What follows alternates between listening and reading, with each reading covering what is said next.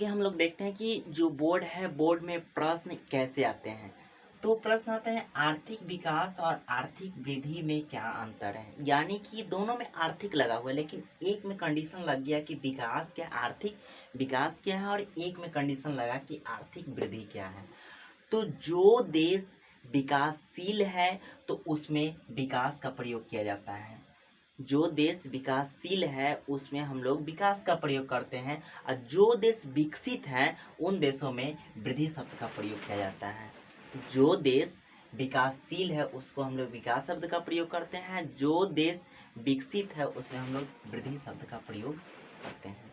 और इसमें पूछेगा कि इसमें किस प्रकार के अंतर है, तो इसमें यही अंतर आपको दर्शाना है। पूछे किसके अनुसार, तो ये कहिएगा उर्सुला हिक्स के अनुसार, प्रोफेसर उर्सुला हिक के अनुसार यह दर्शाया गया है।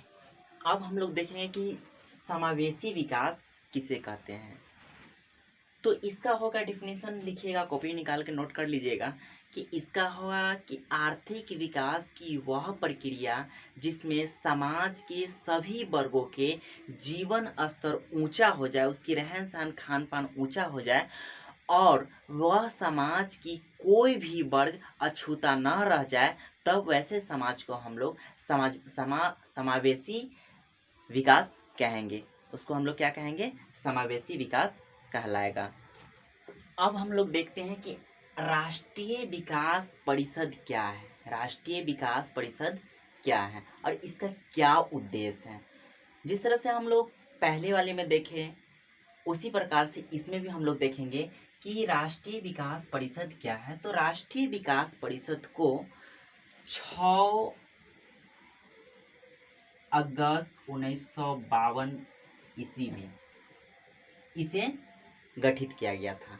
इसका मुख्य उद्देश्य था कि कोई भी विकासात्मक कार्य करने से पहले एक नियम बनाया जाता है, एक इसका तौर तरीका तैयार किया जाता है। अगर मान लीजिए कि हम लोग कोई भी काम भी करते हैं तो काम करने से पहले एक रूटीन जिसको कहते हैं, एक रूटीन तैयार किया जाता है, तालिका तैयार किया जाता है। उसी प्रकार से राष्ट्र भी है, अपना देश भी है, कोई भी विकासात्मक कार्य करने से पहले, कोई भी नियम बनाने से पहले एक नियम तौर तरीका, नियोजन तरीका से तैयारी किया जाता है। उसी के उद्देश्य से यह स्थापित किया गया था राष्ट्रीय विकास परिषद। तो इसका मुख्य कार्य है कि जो हम लोग उससे पहले बनाए योजना आयोग, और यह है राष्ट्रीय विकास परिषद।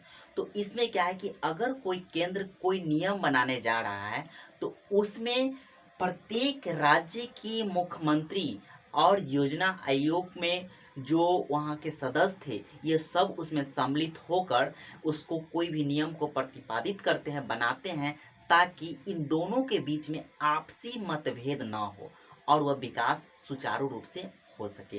यही उद्देश्य के लिए यह राष्ट्रीय विकास परिषद का गठन किया गया था।